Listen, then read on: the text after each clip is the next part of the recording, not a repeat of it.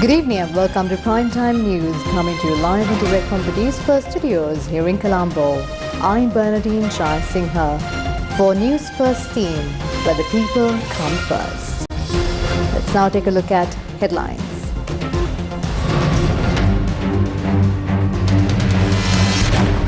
Budget amendment passed in Parliament as SJB and Dulles faction abstained from voting. සංශෝධන 50 කෙටුම්පත දෙවනවාර කියවීම සම්මතයි. Anura Kumara stresses the need for a new mandate. වැඩ බද්ද 108 කරනකොට අප්පුඩි ගහනවා.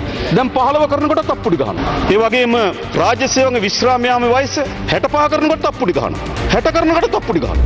Debt must be restructured before the $2.9 billion disbursement, says the IMF. Political instability poses a risk to reforms and IMF disbursement, says Fitch Ratings. Sri Lanka Freedom Party celebrates 71 years and adopts strong reforms. හොඳම වාසිය තියෙන්නේ ඉදිරියේදී ආණ්ඩුවක් හදන්න අපිට තමයි. ඒක බොහොම පැහැදිලි. ඒක නිසා බැහැයි කියන්න එපා. පුළුවන්. මේක කරන්න පුළුවන්. අපිට පුළුවන්. අපි දිනනවා. Dulles and GL embark on new political journey.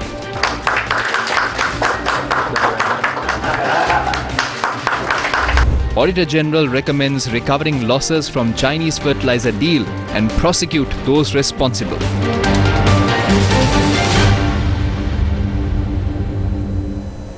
Sri Lanka's budget amendment for 2022 was passed in Parliament. The second reading of the Appropriation Amendment Bill was passed in Parliament on Friday. 120 votes were casted in favour and 5 votes were cast against it. Notably, there were 43 abstentions. The 3 MPs from the National People's Power and the 2 MPs from the Tamil National People's Front voted against the budget amendment for 2022. The Samagi Jana Balavegaya and the Dulles Alhapiruma faction of the Sri Lanka Podu Jana Peramuna abstained from casting their vote. Kumara Welgama, who was elected to Parliament from the SJB, voted in favour of the budget amendment for 2022. All 10 Tamil National Alliance MPs were not present in the Parliament chambers when the vote took place. This was the response by the leader of the Podu Jana Peramuna Mahinda Rajapaksa regarding the budget. හිටපු ජනාධිපතිතුමා මොකද ඔබතුමා කියන්නේ මේ අයව සම්බන්ධයෙන් මේ යෝජනා සම්බන්ධයෙන් ඔබතුමාලගේ අදහස මොකද්ද පක්ෂයේ ඔබතුමාගේ සහෝදරයා හිට එනවාද ලංකාවට ගෝඨාභය රාජපක්ෂ මහතා ඔබතුමාට දැනුවත් කිරීමක් කරේ නැද්ද නෑ ඔබතුමා නැවත දේශපාලනයට කරනවද යාගේ ගහන්න ඕනේ එතුමා මේ පාර්ලිමේන්තුවට ගෙනවද ජාතික ලැයිස්තුවෙන් කොහොමද ඒ වගේ යාගේ ගහන්න ඕනේ යාගේ කැමරා දැන් ඔක්කොම බලන් ඉන්නේ සූට් මහලා කොහොමද මේක පෙරලා වෙන ආණ්ඩුවක් අරගෙන කොහොමද ආණ්ඩු කරන්න කියලා එපා සර්වපාක්ෂික ආණ්ඩුවකට එන්න. Everyone is looking forward to toppling the government. Don't do that.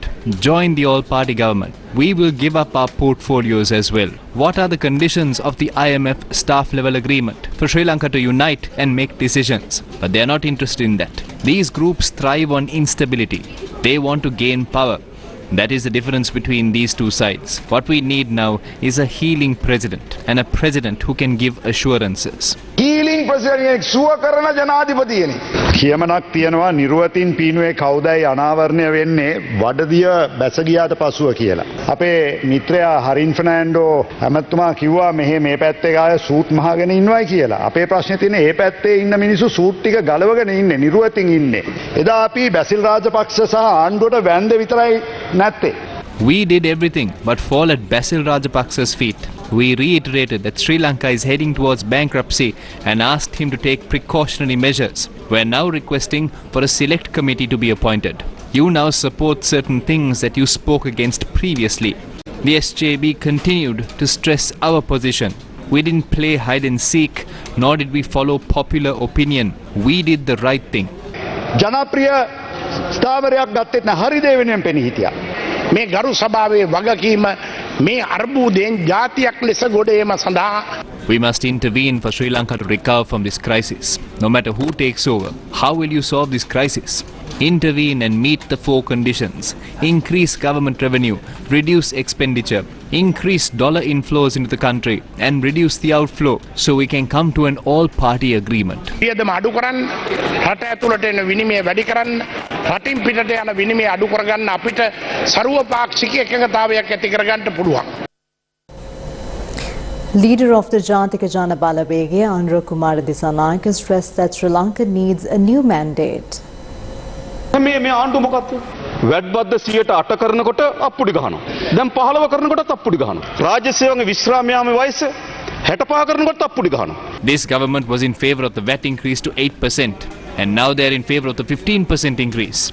They supported the decision to raise the retirement age to 65, and now they are supporting the decision to bring it down to 60. They approved the takeover of state assets like the Hambantota port and approved the sale of it as well. They approved the decision to recruit more public employees and then decided to terminate them. They are an amazing bunch of people. How can such a group resolve a crisis? This isn't a crisis. This is a disaster. This crisis was created by the ruling faction.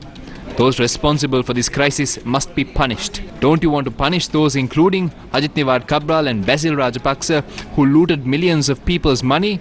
They are now discussing privatizing Sri Lankan Airlines. But the chairman of the carrier wasted millions of its revenue. Mahinda Rajapaksa's brother-in-law took a separate flight to Singapore just because he didn't want to wait an extra hour at the airport. In 2014, the board of directors of Sri Lankan Airlines met at Chamal Rajapaksa's house to sign an agreement to purchase 8 French Airbuses. The UK High Courts later revealed that $2 billion were credited into the account of then Chief Executive of Sri Lankan Airlines, Kapila Chandrasena. The Good Governance government had to pay $108 million to cancel that. And Charita Ratwata sent just one message to his brother saying, "Do it." Now Nimal Siripala de Silva is saying that they have incurred a loss of 400 billion. Who is responsible for that loss? They must be punished before privatizing the national carrier. The CPC incurred a loss of 80 billion due to the hedging agreement. The agreement was presented by Cabral. The subject minister at the time when substandard fuel was imported to Sri Lanka was Susil Premajayantha. Today's debates focus on public employees. Honourable Deputy Speaker, who fill these? 5 buses are coming to Colombo along the Matara highway even today. When the Minister of Ports is in Matara, why are there 2 to 3 buses coming to the Ministry of Education from Kuliapitiya? When the Education Minister is in Kuliapitiya, why are 2 buses coming to the Foreign Employment Bureau from Ratnapura? Are we filling these? We must remember that he was the one sent home by the rest of the public employees. Now he wants to send them home. He is saying that electric vehicles will be given to public employees. None of us are denying the fact that Ranil Wickramasinghe's private residence was damaged. We condemn that. The CID handed over a report to the Fort Magistrates Court that the house and vehicles worth 205 million rupees were damaged, but only vehicles worth 14 million rupees were damaged. 191 million worth of vehicles were damaged. That is why I am saying that a new mandate is necessary. හැබැයි අගමැතිවරයාගේ වාහනේ මිලියන 191යි. මත තබා ගන්න අලාභහනි. ඒ නිසා තමයි මම කියන්නේ යලි නව ජනවරමක් ඕන. Fitch Rating says political instability will pose risk in implementing the IMF reforms. Fitch Ratings announced that political instability will pose risk to the implementation of reforms and the distribution of IMF funding, even if a debt restructuring is agreed. It said that additional social spending may not be sufficient to prevent public opposition, particularly given that the government's public support appears weak. Fitch Ratings said that the economic growth recovery in 2023 and 2024 will be constrained by the strong fiscal consolidation. Fitch said that the IMF staff-level agreement with Sri Lanka on a $2.9 billion program confirmed on the 1st of September appears to signal a sharp change in policy settings in order to achieve macroeconomic stability, including through large fiscal adjustment, greater exchange rate flexibility and more central bank autonomy. This should facilitate negotiations with officials and private creditors, but the timing of any debt restructuring agreement remains uncertain. Fitch says that the IMF has assessed Sri Lanka's debt burden as unsustainable, so the outcome of negotiations with creditors should involve debt relief. Sri Lanka and the IMF reached a preliminary agreement on Thursday. The question now is what happens next?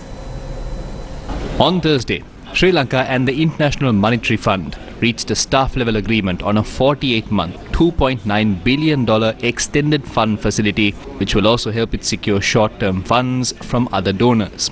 Questions are being raised as to whether the IMF will disburse the $2.9 billion in its entirety or in tranches. Let's start off with the obvious question. What is the IMF? The International Monetary Fund, or the IMF, was established in 1944 in the aftermath of the Great Depression of the 1930s as an organization for international economic cooperation. The IMF provides loans, including emergency loans, to member countries experiencing actual or potential balance of payments problems. The aim is to help them rebuild their international reserves, stabilize their currencies, continue paying for imports, and restore conditions for strong economic growth while correcting underlying problems. The next question: what is the Extended Fund Facility, or the EFF? When a country faces serious medium-term balance of payments problems because of structural weaknesses that require time to address, the IMF can assist through an Extended Fund Facility, or EFF. The IMF and Sri Lankan authorities reached a staff-level agreement to support Sri Lanka's economic policies with a 48-month arrangement under EFF of $2.9 billion. The IMF usually releases a tranche of the disbursement once in every 6 months. The next question: will Sri Lanka receive these funds immediately? The staff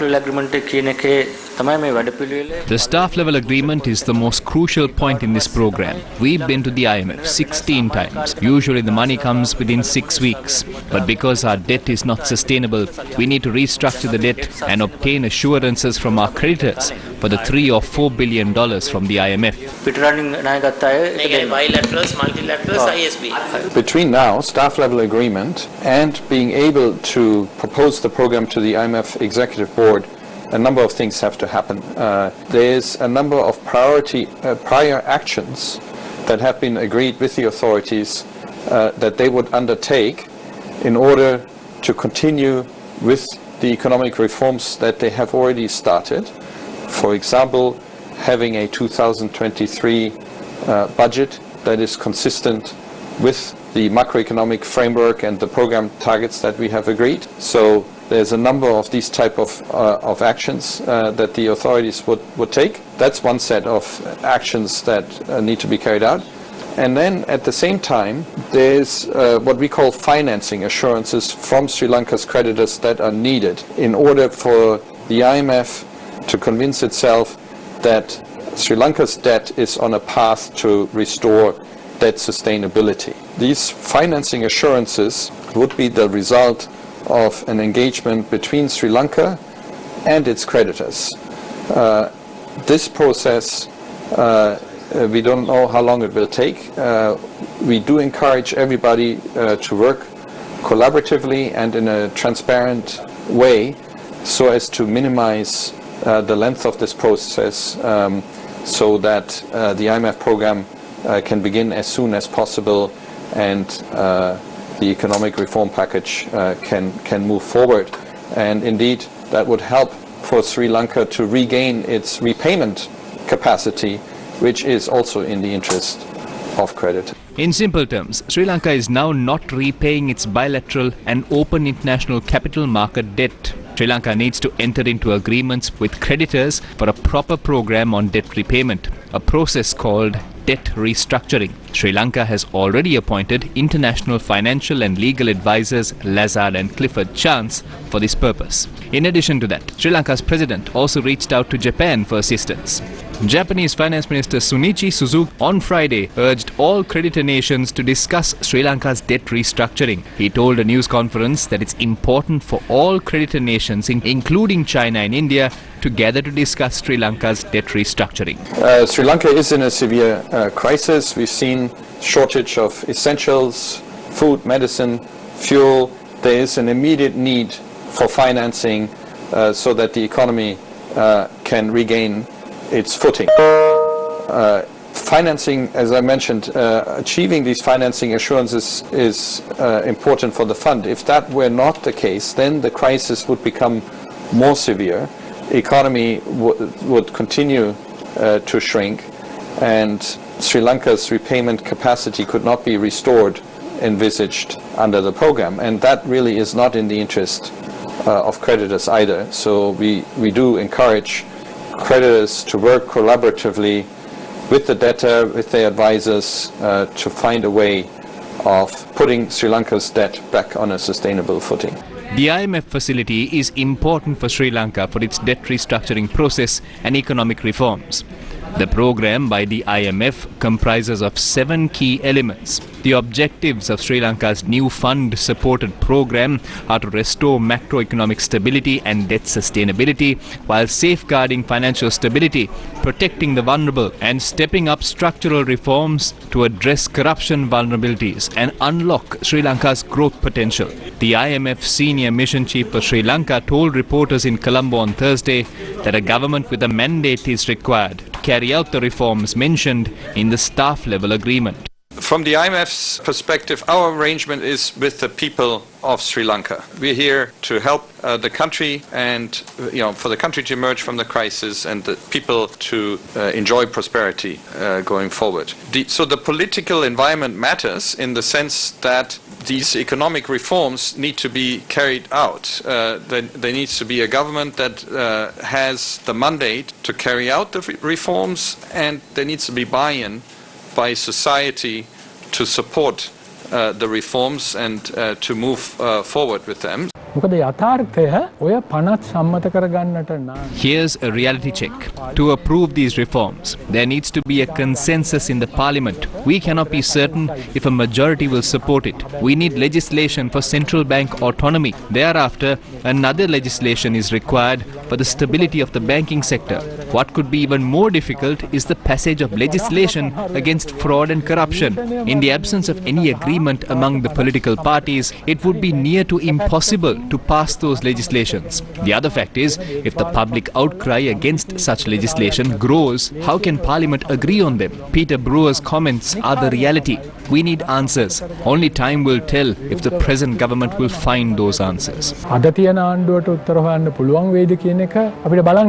All these comments lead to one point. That is, there will be zero stability by simply accessing funding via a staff-level agreement with the IMF. Sri Lanka must commit to the reforms and obtain the approval from the IMF Executive Board for the funds. Commitment is key when it comes to accessing funds from the IMF. If that does not happen, the crisis will lead to another crisis, and it is doubtful if there is any other alternative to overcome this crisis.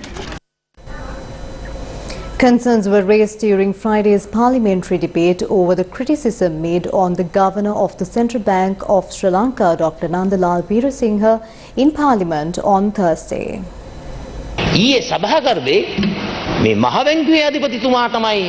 There were comments made that the CBSL governor was responsible for the country's bankruptcy. If that is how this is going to work, it will not end well for the country. They're trying to get rid of a person who made sacrifices for the country and appoint one of their friends to that position. Drama like this is the reason why an all-party government cannot be formed.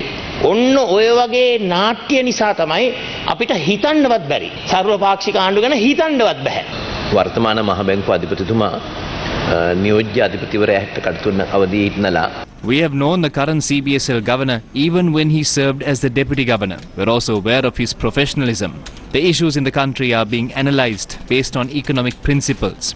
Only those in the field understand how that works. In order to criticise their work, you must be aware of the subject as well. There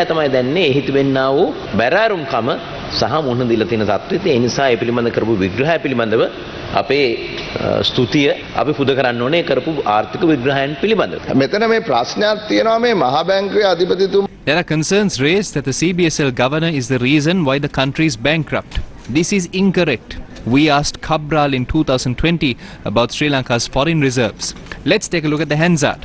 What was Cabral's response? He said there were 2,100, 1,800 and 1,900. He misled the parliament and the people of Sri Lanka. That is what happened. He didn't listen to any of us. Now all of you are blaming Sabri and Nandalal Veerasinghe for Sri Lanka's bankruptcy. What is the meaning of this? Sabri Nandalal Veerasinghe එකතු වෙලා වැඩක් කරා කියලා. මොකද්ද මේ කතාව? මේක වෙන කාටවත් පටවන්නට එපා. සියලු දෙනාත් එක්කම. Don't blame this on anyone. We decided after discussing with all the relevant parties.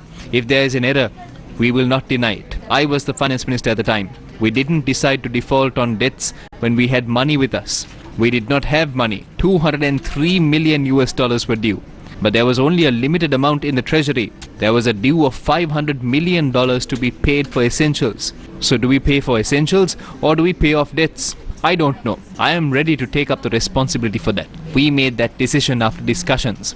Nandalal Veerasinghe advised me on the matter. But if anyone wants to remove him, I will leave. But let him stay. His decisions are the reason the people in Sri Lanka are benefiting now. Don't make false accusations. That is unfair. තීරණ වලින් අද ජනතාවට මේ රටේ ප්‍රතිලාභ ලැබෙනවා කියන එක මම බය නැතුව කියනවා. බොරුවට මිනිස්සු පස්සේ යන්න එපා. ඒක අසාධාරණයි. අය වැය පරතරය වැඩි කලේ කොහොමද? How did the gap in the budget increase? When they were repeatedly told not to.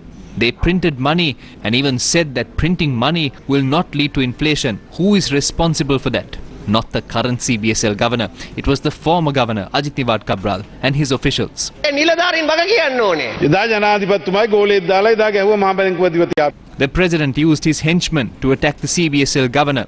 He used his best henchman, Vajira Abeyewardena, to attack him.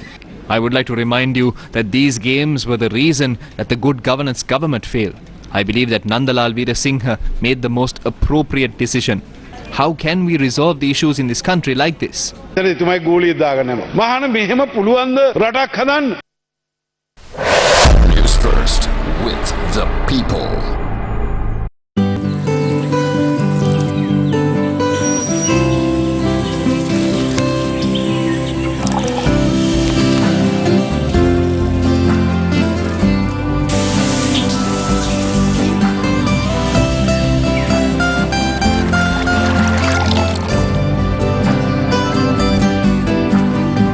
නිවෙස පුරා ගලන මේ සතුට සුරක්ෂිත කරන්නේ Eslon Insight.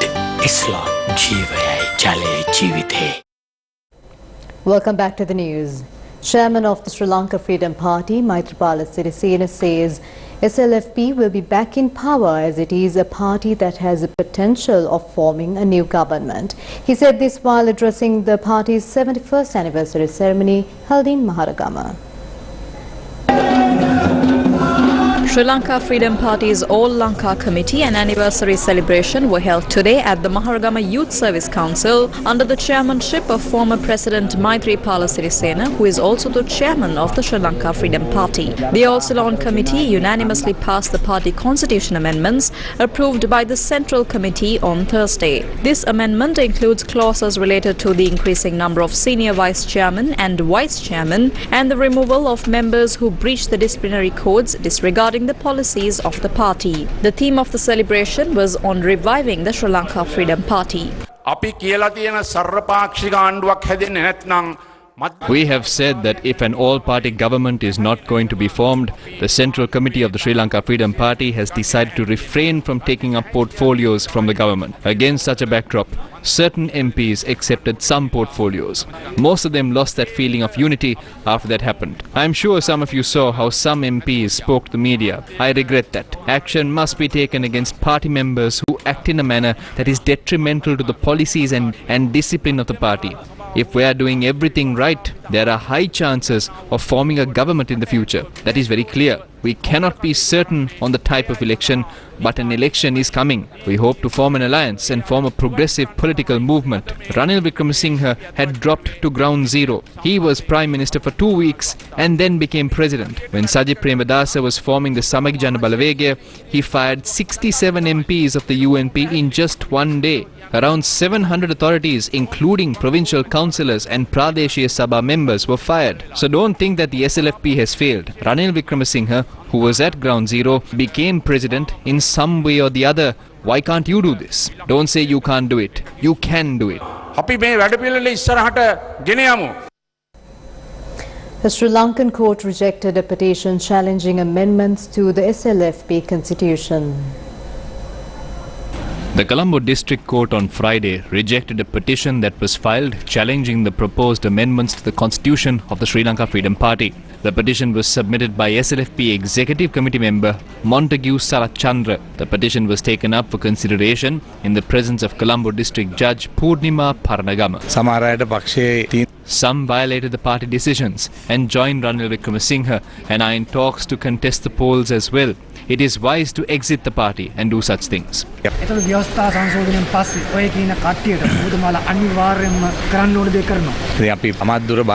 wish to tell the group that accepted positions to let go of the positions and come back to party.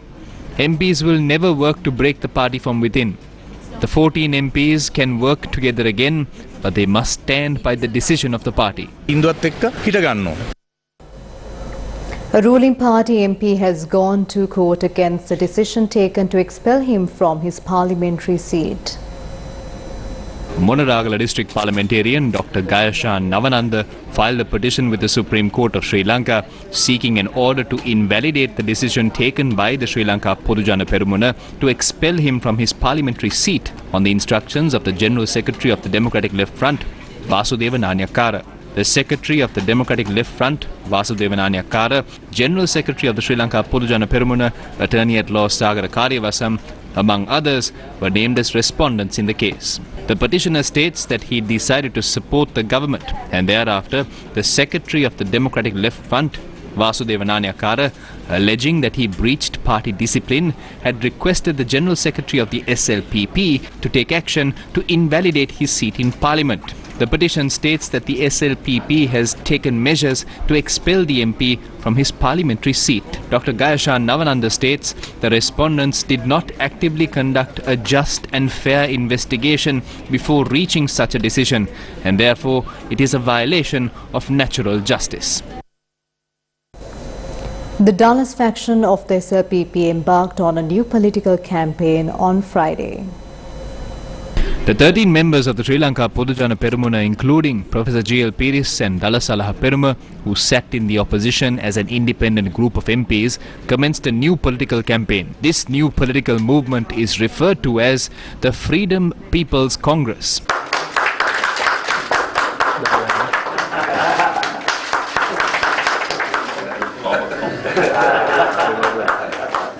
The new office premises of the Freedom People's Congress was opened in Koswatta Navala, where the inaugural media briefing also took place. We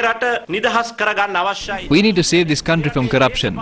We need to build a country that frees the politics of this country from nepotism. We need a country where state decisions are not entitled to immunity. The number one requirement of the reform agenda of this country is this freedom struggle.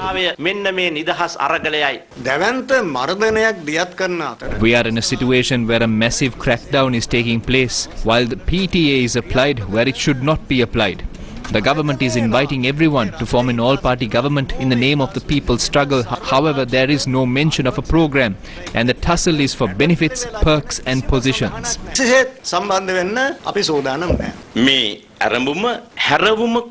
Since this seems to be a start of a new journey, I suggest you accept this. There is a group that is in fear as well, and that's the government. All the representatives were removed from the main committees that represented our parliament. Secondly, our speaker list was cut in the last emergency debate. Thirdly, yesterday, during the debate related to the interim budget presented by the President, we were banned from the parliamentary debate area. We see that the power of the executive is in a visible hand, but the power of the legislature is stuck in an invisible hand. We saw this during the presidential election as well, and now this happens in public. The legislature is controlled. This is the latest crisis faced by the Sri Lankan democracy, and this should not happen in a democratic society anywhere in the world. In fact, the President, Prime Minister, Speaker and Leader of the House all should be ashamed. Shame on you for being blind and deaf when the legislature is being controlled by an invisible hand. පාර්ලිමේන්තු පාලනය කිරීමේ හැකියාව ඔය අදෘශ්‍යමාන හස්තයකට තියෙන සරලත් පාලනය කරන මුතුමාගේ අදෘශ්‍යමාන හස්තේ. ඔය කොට කියන මේ 10 කපුටේ කවුරු කාක්කක් තියෙනවා.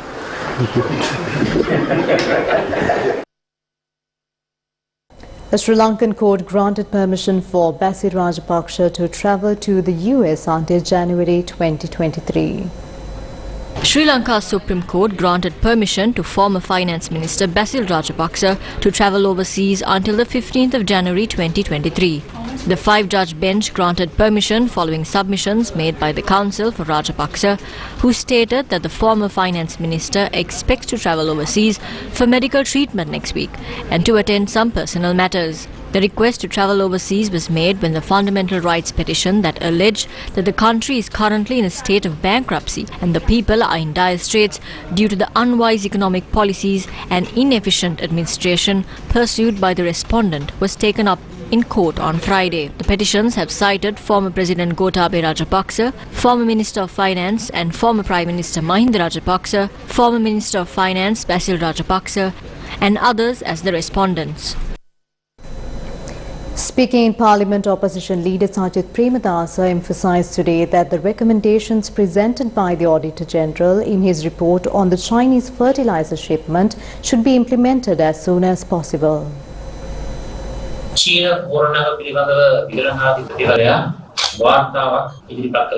The Auditor General has presented the report concerning the Chinese fertilizer shipment. Legal action should be instituted against those who made the decision to disperse these funds for the shipment with zero supervision. This decision resulted in a loss to the government. I wish to state that we have paid $6.9 million for fertilizer we did not even receive.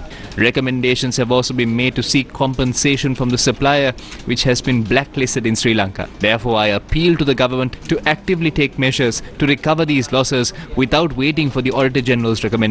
ඒකනයට ඇතුල් කිරීමට නිර්දේශ කරලා තිබෙනවා. දිගණකාධිපතිවරයාගේ නිර්දේශ බලබල ඉන්නේ නැතුව වහාම ක්‍රියාත්මක කරන්නට කටයුතු කරන්නයි කියලා රජයෙන් ඉල්ලී. Miss, you are next. Your letter still hasn't come in, no? I really want to help you, so let's fulfill each other's needs. Come here alone after 5. If you come, so will the letter. Sexual bribery is a crime. Your rights have no conditions. Call 1954 to report any instances of sexual bribery to the Commission to investigate allegations of bribery or corruption. Sri Lankan High Commissioner to India Milinda Murugoda said that New Delhi can explore developing the port city of Trincomalee as an energy hub. He spoke to the Indian Express on Thursday following the IMF staff level agreement announcement in Colombo.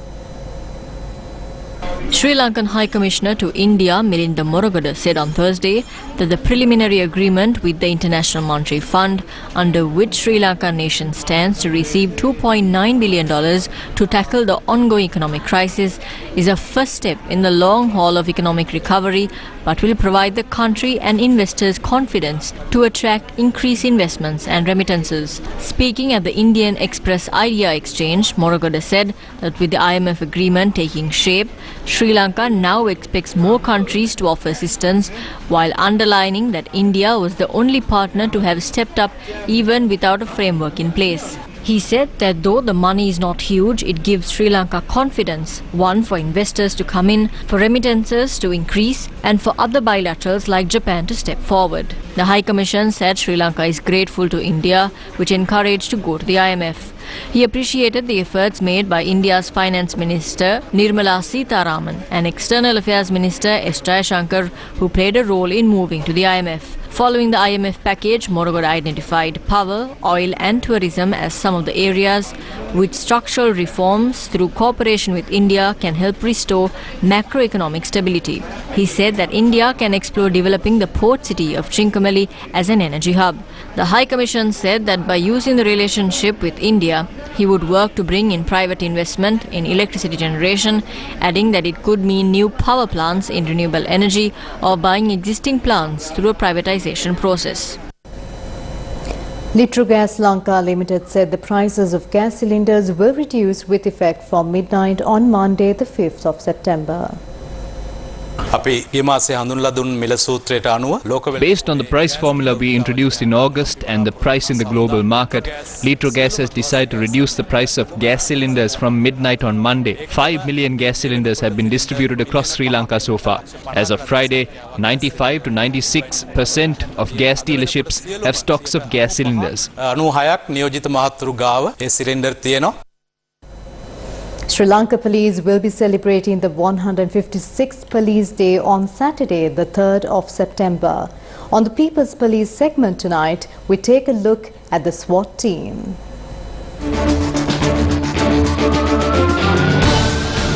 The People's Police.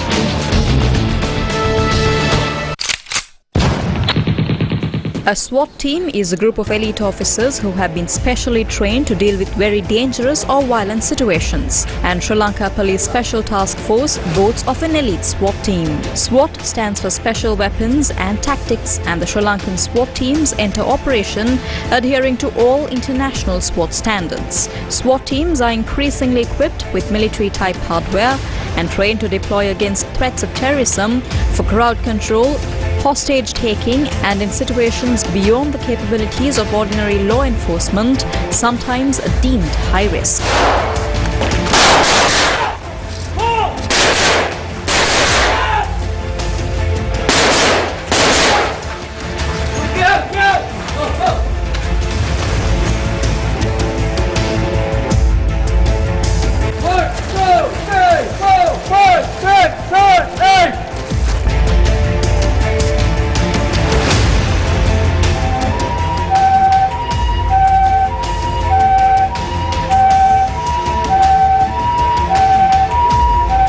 Sri Lanka Police, that includes the STF and SWAT, will celebrate the 156th Police Day on Saturday.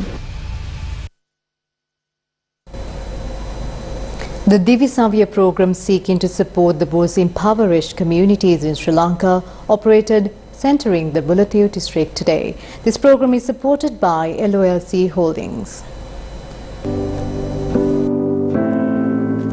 Today is day 28 of the third phase of the Divisabi program. Packs containing essential dry rations were distributed among families residing in the Bulletin district during today's proceedings. Divisabi, supported by LOLC Holdings, aims to seek out communities across the island that are in dire need of assistance and provide them with essential dry rations in a bid to lessen their woes.